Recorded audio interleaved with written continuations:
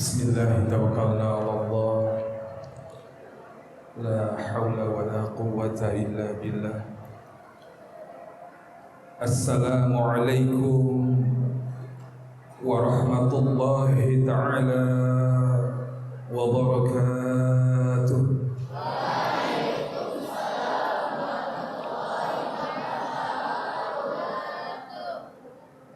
Innal hamdalillah nahmaduhu wa nasta'inuhu wa nastaghfiruh wa na'udzu billahi min syururi anfusina wa min sayyiati a'malina. May yahdihillahu fala mudhillalah wa may yudlilhu fala hadiyalah. Asyhadu an la ilaha illallah wa asyhadu anna Muhammadan abduhu wa rasuluh alladzi la nabiyya ba'dah. Faya ayyuhal hadirun wal hadirat, usi nafsi wa iyyakum bitaqwallah wa bi ta'ati Rasulillahi sallallahu alaihi wasallam. Panas'alullaha ta'ala ayyahdiyana ila siratihil mustaqim wa yaj'alana minal muttaqin wa yudkhilana jannatahu jannatan na'im bihaqqi sayyidil mursalina walhamdulillahi rabbil alamin. Faqad qala Allah Ta'ala fi kitabihil karim wa huwa asdaqul qailin. A'udzu billahi minasy syaithanir rajim. Bismillahirrahmanirrahim. Wa idz qala Isa ibn Maryam ya bani Israila inni rasulullahi ilaikum musaddiqan lima baina yaday minat tawrati wa mubashiran bi rasulin ya'ti min ba'di ismuhu Ahmad. Falamma ja'ahum bil bayyinati qalu hadha sihrun mubin. Wa qala aidan fi ayatil ukhra Rabbana wab'ats fihim rasulan minhum yatlu alaihim ayatika wa yu'allimuhumul kitaba wal hikmata wa yuzakkihim innaka antal azizul hakim. Sadaqallahul azim wa sadaqa rasulun nabiyul karim wa nahnu ala zalika minasy syahidin wa syakirin walhamdulillahi rabbil alamin. Pertama-tama dan yang lebih utama, marilah kita sekalian memanjatkan puji beserta rasa syukur kehadirat Allah Subhanahu wa ta'ala yang atas karena curahan, limpahan nikmat dan karunia-Nya. Alhamdulillah wa syukru ala ni'amillah. Kita semua pada kesempatan malam hari ini di tempat yang sangat istimewa ini, Allah kumpulkan kita semua insyaallah dengan tujuan yang sama, senantiasa kita menjalankan sebagian daripada tugas dan kewajiban kita sebagai seorang mukmin, muslim, bahkan seorang mujahid adalah senantiasa melaksanakan silaturahim dan juga talabul ilmi. Harapan kita semoga dengan hadirnya dan berkumpulnya kita semua di tempat yang mulia ini menjadi sebab dan wasilah akan turunnya rahmat dan maghfirah dari Allah untuk kita semua. Amin ya Allah ya Rabbal. Kemudian semoga pula dengan hadirnya kita di tempat ini, Allah senantiasa melapangkan dada kita, sehingga Allah berikan kemampuan kepada kita untuk bisa mengerti, bisa memahami, kemudian bisa menerima, menjalankan dan menegakkan al-haq di dalam kehidupan kita, sehingga sepanjang hidup kita gunakan, kita pakai untuk senantiasa menjalankan dan menegakkan al-haq tersebut, hingga akhirnya kita layak pantas untuk mendapatkan ridho Allah fid dunya wal akhirah. Amin ya Allah ya Rabbal alamin.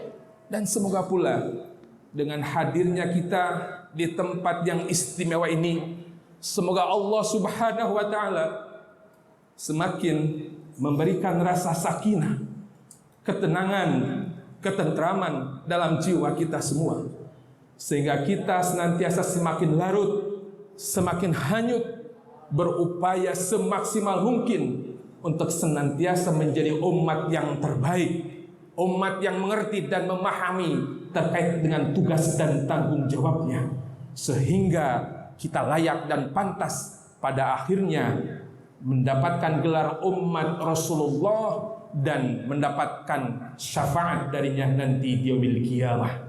Amin ya Allah ya Rabbal alamin.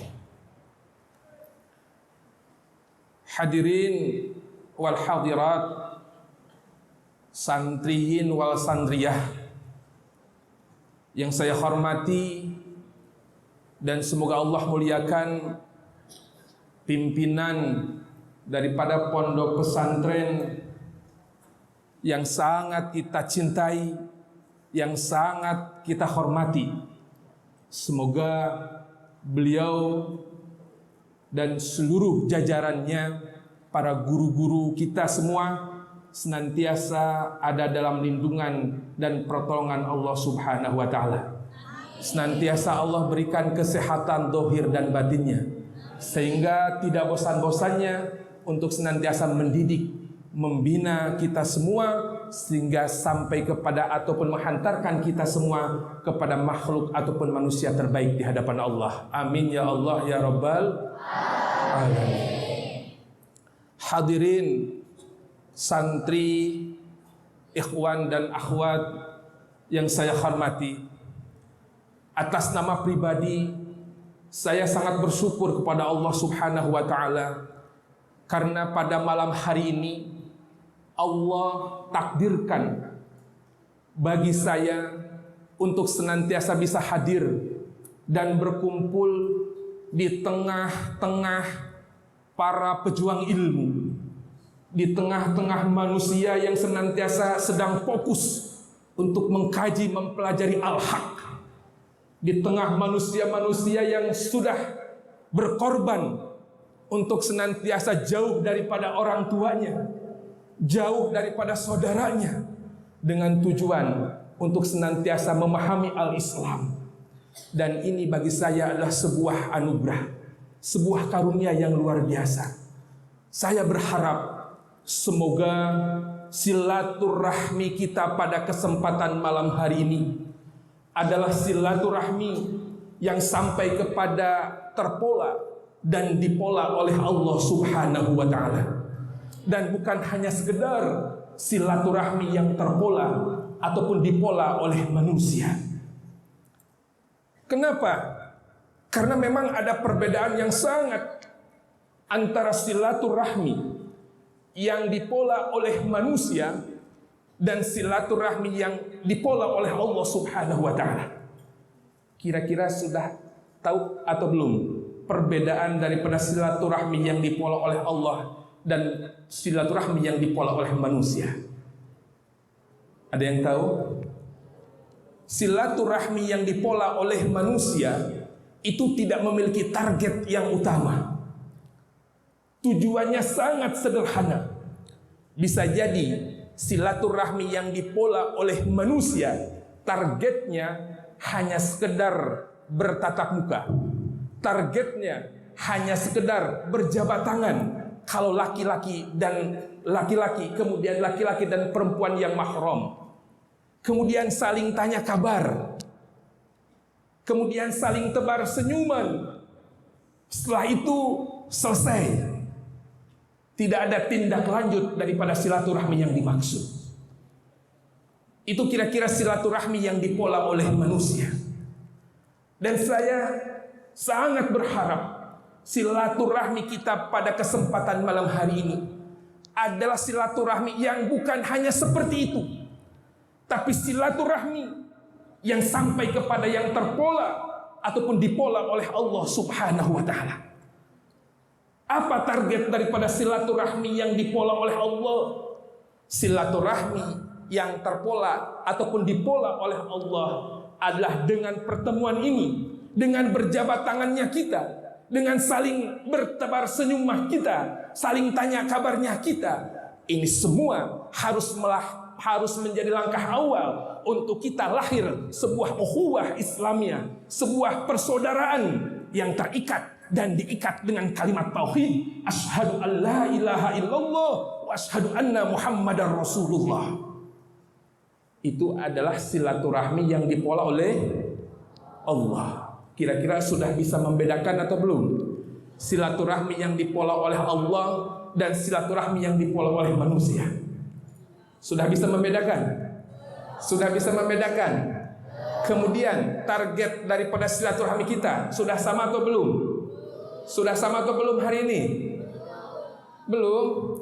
Tadi saya sampaikan, saya ingin sampai kepada silaturahmi yang terpola dan dipola oleh Allah. Artinya dengan pertemuan ini bukanlah hanya sekedar berjabat tangan, bukan hanya saling tebar senyuman, bukan hanya saling sapa, tapi dengan pertemuan ini haruslah melahirkan sebuah ukhuwah Islamiyah di antara kita, sehingga kita satu sama lain terikat dan diikat dengan dua kalimat syahadat, asyhadu an la ilaha illallah wa asyhadu anna muhammadar rasulullah.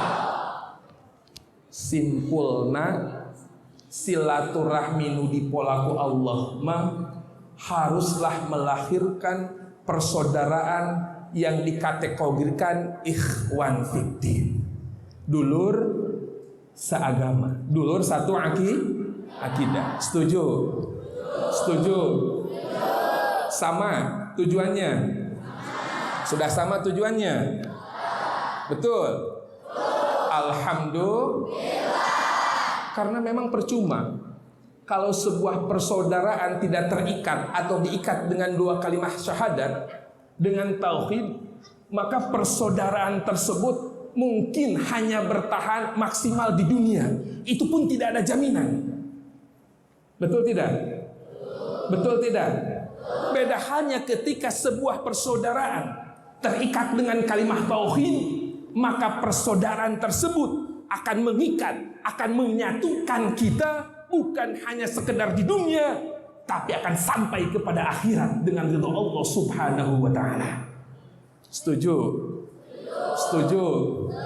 Alhamdulillah.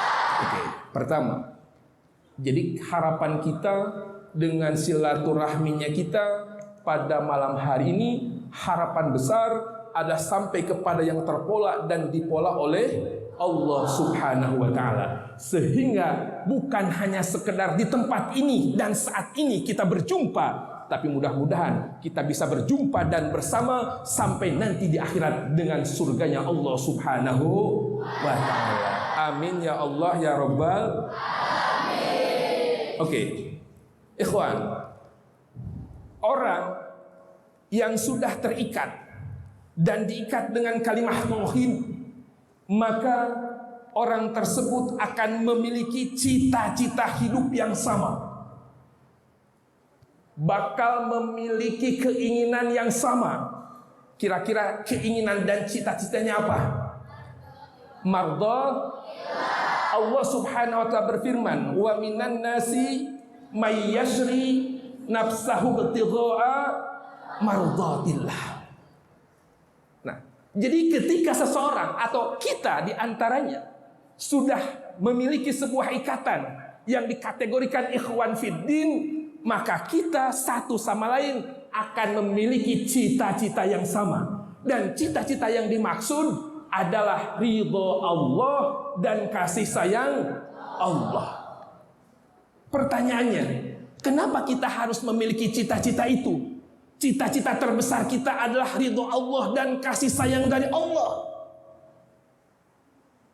Karena kalau kita hidup, apapun yang kita miliki, sekalipun harta banyak, fasilitas dunia mewah, lengkap, atau mungkin juga ditambah dengan pangkat dan jabatan, kekuasaan yang sangat besar, tinggi jabatan yang dimiliki oleh seseorang, tetapi ketika orang tersebut tidak memiliki atau tidak mendapatkan ridho Allah, kemudian kasih sayang Allah, maka apapun yang dia dapatkan, apapun yang dia peroleh, baik itu hartanya, pangkat dan jabatannya, maka itu tidak akan bernilai sedikit pun di hadapan Allah.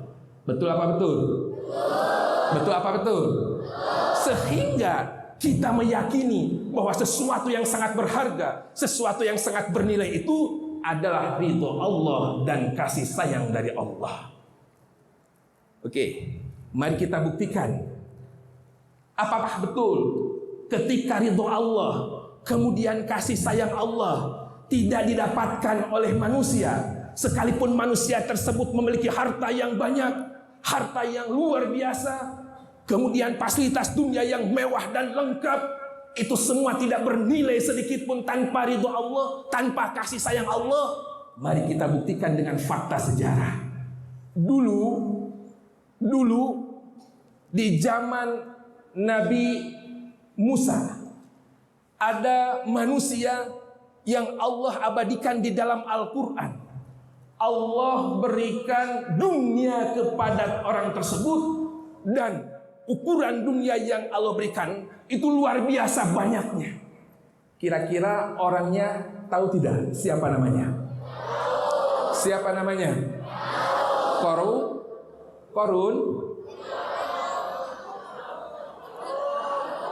Oke, Korun atau Fir'aun?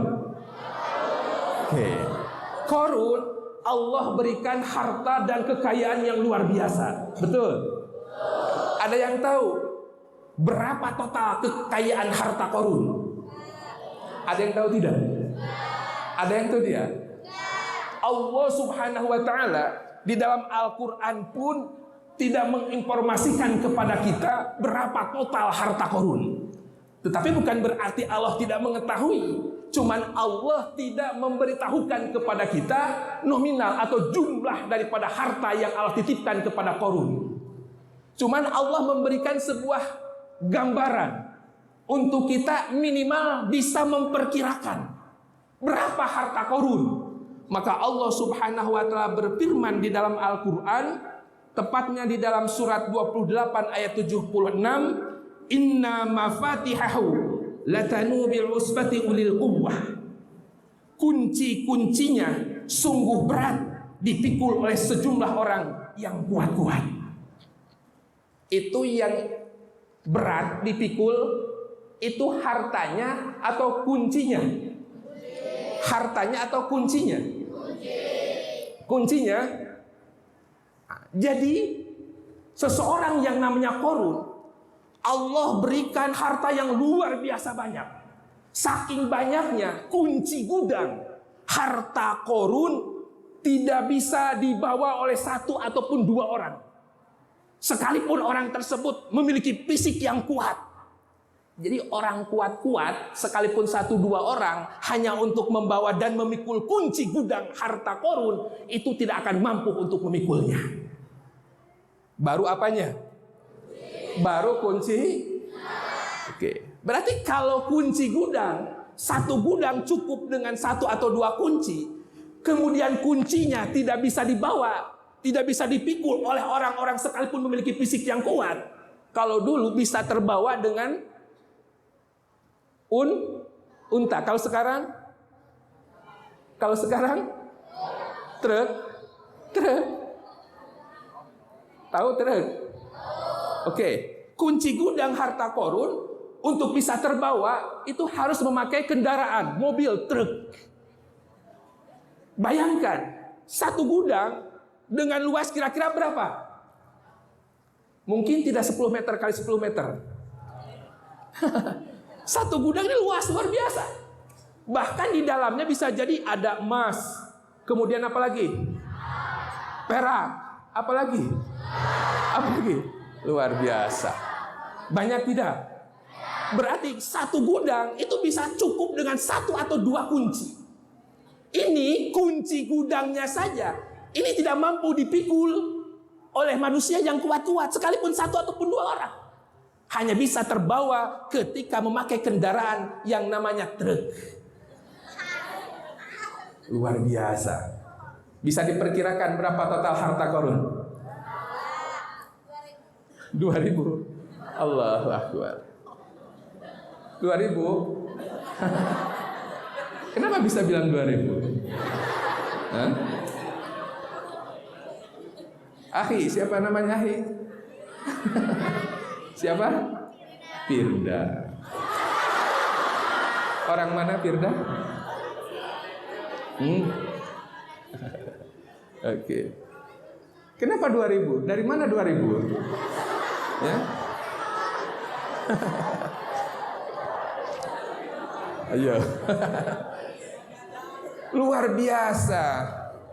Harta Qarun dengan perumpamaan kunci gudang yang sedemikian hingga, berarti di dalam gudang-gudang tersebut upami dinominalkeun kana rupiah kira-kira sabaraha? Kira-kira sabaraha? Berarti orang Bandung jeung orang Tasik ya, enggak jawab. Orang Garut ya, karena paham bahasa Sunda. Kalau orang Jakarta mungkin tidak paham. Apa pertanyaannya? Nah, jadi saya ingin mengetes mana orang Garut, mana orang Tasik. Berarti orang Garut, orang Tasik, orang Bandung ngerti bahasa Sunda. Kalau orang Jakarta kebingungan, ya kan? Boleh bahasa Indonesia, boleh bahasa Sunda. Oke, fokus ya. Oke, kembali. Jadi ada sosok manusia yang namanya Qarun, kemudian Allah berikan fasilitas dunia yang super mewah, super lengkap. Saking mewah lengkapnya ataupun saking banyaknya harta kekayaan tersebut, sehingga Allah sampaikan dalam Al-Quran, kunci gudangnya saja tidak mampu untuk dipikul oleh satu ataupun dua orang, sekalipun orang tersebut memiliki fisik yang kuat, tapi harus pakai unta. Kira-kira di zaman sekarang ada tidak orang yang memiliki kekayaan seperti halnya Qarun, yang sebanding dengan Qarun? Kira-kira ada tidak? Ada tidak? Di zaman sekarang, sebanyak-banyaknya orang punya harta, minimal bisa dihitung. Betul tidak? Masih bisa dihitung. Kalau Qarun, ini sudah tidak bisa dihitung. Luar biasa.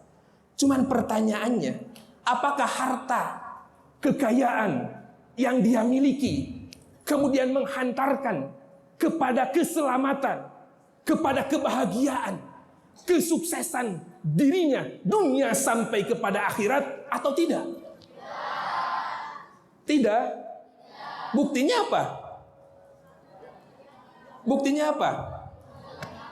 Fakhosabna bihi wa bidarihil arda fama kana lahu min fi'atin yansuruna min dunillahi wa ma kana minal muntasirin.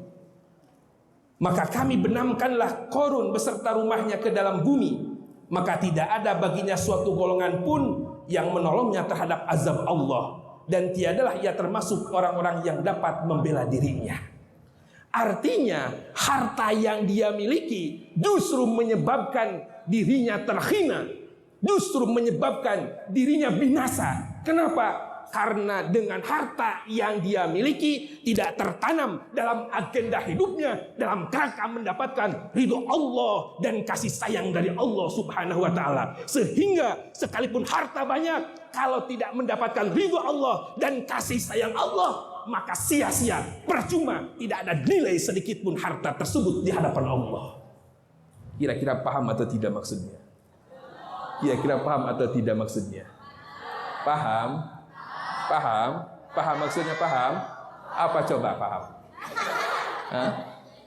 Paham? Bingung mau jawab paham, takut disuruh untuk menjelaskan bentuk pahamnya apa. Terus. Oke, artinya ikhwan, sekalipun banyak harta, mewah, lengkap, fasilitas dunia, tapi kalau hidupnya tidak dalam kerangka untuk mendapatkan ridho Allah dan kasih sayang Allah, niscaya itu semua tidak bernilai sedikit pun. Berarti untuk kita hari ini, yang harta kita tidak terlalu banyak, betul? Kira-kira harta kita berapa? Kalau dibanding dengan Korun gimana?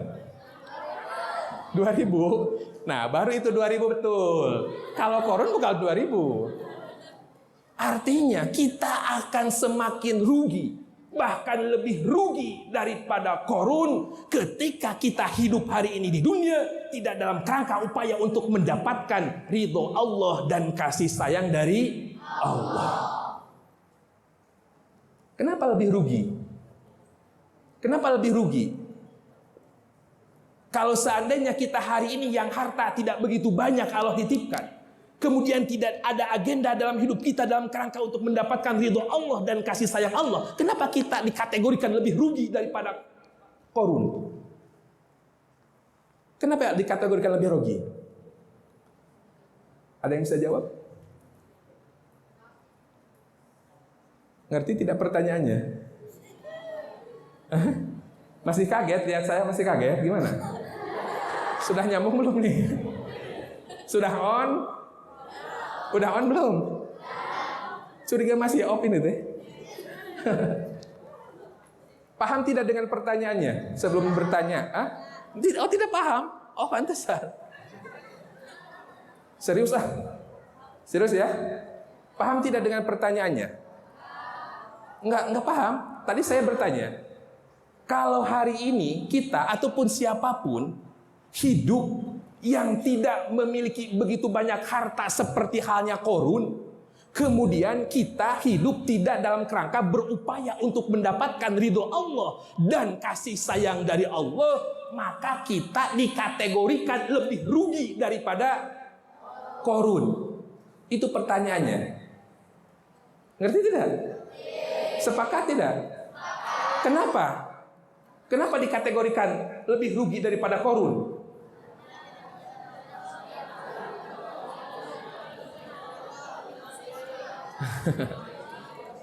Korun mah leheung, aya leheungan. Apa leheung ya? Korun masih mending. Hari ini hidup di barzah, sedang mendapatkan siksa barzah. Emang tahu dari mana mendapatkan siksa barzah? Hah? Tahu dari mana? Kayak udah pernah aja ke barzah. Ya? Dari ustad? Emang ada ustad yang pernah ke barzah? Tidak ada ya? Oke. Allah Subhanahu wa ta'ala kan menginformasikan dalam Al-Qur'an. Ya kan? Bahwa ketika manusia hidup di dunia, sepanjang hidupnya dia tidak berupaya untuk mendapatkan ridho Allah dan kasih sayang Allah sampai kepada ajal menjemputnya, maka orang tersebut di barzahnya tidak akan mendapatkan kebahagiaan.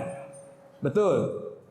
Nah, tadi pertanyaannya, kalau hari ini siapapun manusianya termasuk kita di dalamnya, yang harta oleh Allah dititipkan tidak begitu banyak, kemudian tidak memiliki agenda dalam kerangka untuk mendapatkan ridho Allah dan kasih sayang dari Allah, maka akan lebih rugi daripada Korun. Kenapa lebih rugi? Korun masih mending, tapi mending menurut manusia, bukan mending menurut Allah. Mending menurut manusia. Disiksa di barzah, di dunia pernah merasakan bagaimana memiliki harta yang banyak. Udah sengsara dengan harta, tidak punya fasilitas dunia, kemudian hidupnya tidak ada agenda dalam kerangka untuk mendapatkan ridho Allah dan kasih sayang Allah. Nah, maka dengan fakta ini semakin meyakinkan kepada kita bahwa kita senantiasa akan berupaya memaksimalkan Sepanjang Allah berikan kesempatan hidup, maka hidup ini kita akan gunakan untuk bagaimana mendapatkan ridho Allah dan kasih sayang dari Allah. Setuju? Oke. Selanjutnya, Allah berikan kekuasaan, Allah berikan pangkat dan jabatan. Ini pun ada contohnya dalam Al-Quran. Kita ambil contohnya. Siapa yang sejaman dengan Korun? Fir'aun. Siapa Fir'aun? Oke, seseorang yang Allah berikan, yang Allah titipkan kekuasaan. Sehingga saking berkuasanya, ketika Fir'aun mengeluarkan sebuah aturan, sebuah kebijakan, sekalipun aturan dan kebijakannya memberatkan rakyatnya, memberatkan masyarakatnya, tidak ada satupun masyarakat yang berani protes. Tidak ada satupun masyarakat yang berani menentang. Kemudian masyarakat seluruhnya menerima dan menjalankan keputusan dari Fir'aun karena berkuasa. Betul tidak?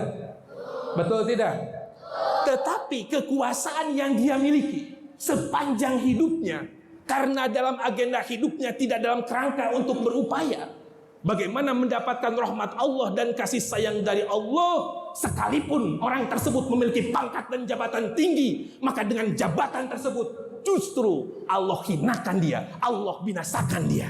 Terbukti ketika akhir hayatnya si Fir'aun Allah tenggelamkan ke dasar laut. Bahkan sampai detik ini sengaja Allah abadikan jasad daripada Fir'aun tidak dimusnahkan. Tujuannya apa? Untuk supaya menjadi pelajaran untuk kita di hari ini. Siapapun pejabat kekuasaan yang hidupnya tidak dalam kerangka untuk mendapatkan ridho Allah dan kasih sayang dari Allah, maka jabatan tersebut tidak akan menghantarkan kepada keselamatan dirinya dunia apalagi akhirat. Kira-kira paham tidak? Paham tidak? Apa pahamnya?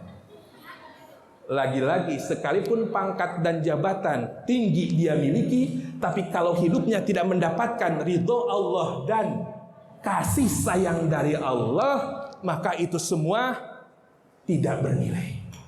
Itu semua tidak akan menyebabkan kepada keselamatan dirinya hidup di dunia sampai kepada akhirat. Sehingga tadi tersampaikan dalam keinginan kita bahwa dengan silaturahmi kita pada malam hari ini, kita semua berharap semoga silaturahmi yang terpola dan dipola oleh Allah, sehingga dengan pertemuan ini melahirkan ukhuwah Islamiyah. Satu sama lain kita mengerti, kita menerima, kita menjalankan, kita menegakkan kalimat tauhid dalam kehidupan kita. Sehingga di dalam menjalani kehidupan kita senantiasa kita akan berupaya untuk mendapatkan ridho Allah dan kasih sayang dari Allah Subhanahu. Dan saya punya keyakinan, apa yang menjadi tujuan adik-adik semua diam di pesantren ini.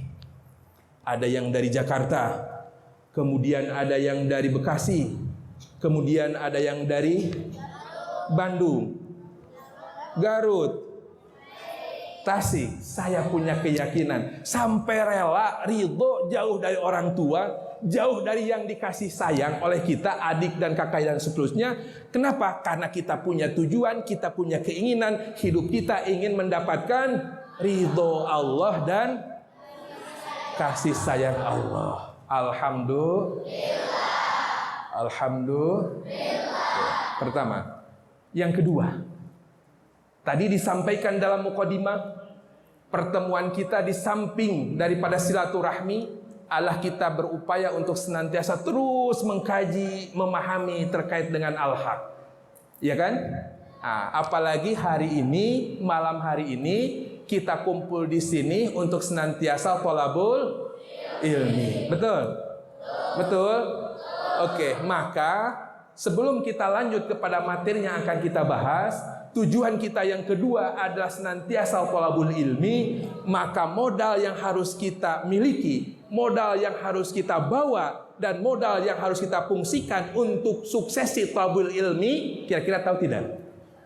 Apa modalnya? Apa modalnya? Apa modalnya? Wih, apa modalnya?